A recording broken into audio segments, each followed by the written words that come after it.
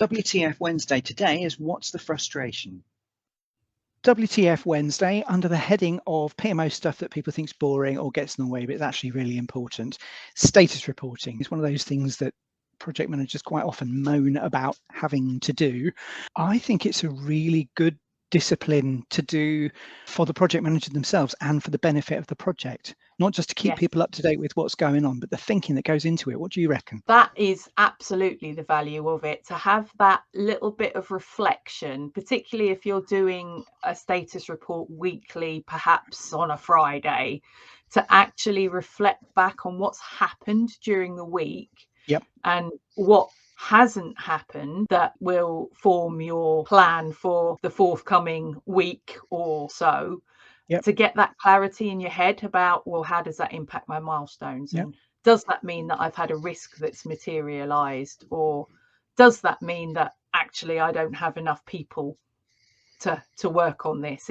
I think that is where the value is. On the face of it, it looks like project manager updating the stakeholders with what's going on, but there's much more to it than that, because in preparing that status report, the project manager's having to think about the project, look at the project through various different lenses. So for example, if there's a progress since last report box, then when you're filling that one in, you might think to yourself, actually, there's not very much in there. Are we moving at fast enough pace? Do we need to be delivering more? Why haven't we delivered anything during this period? What are we expecting to deliver next period? Is there a risk around that? What are the milestones that we've got going on? What are our finances looking like? Are we ahead of where we expected to be at this point in the project? Are we behind? What's the reason for that? Have we spent too much money already for what we've achieved?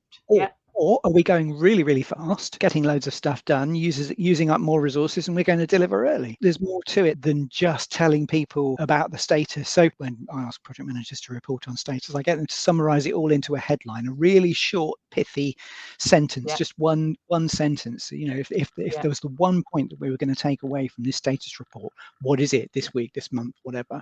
I think it's a hard thing to do, but it's definitely a valuable thing to do. Just going on from status reporting, what do you think about RAG status? Having a reflection on why you're tending toward a certain RAG status. Do you think that reflection is valuable in itself? Yeah, I think all of that reflection is valuable stuff. I think it's about, as I say, looking at the project through those different lenses.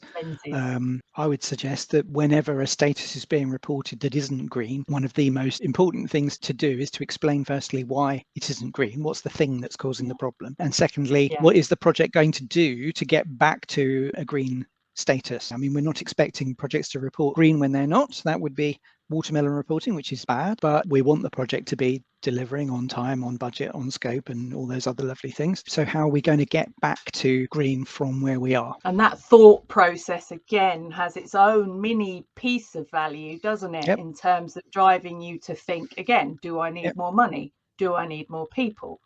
All those kind of things that you may need to then go back and ask for. So there we are, status reporting, PMO stuff that people think is boring or gets in the way, but it's actually really important. So that's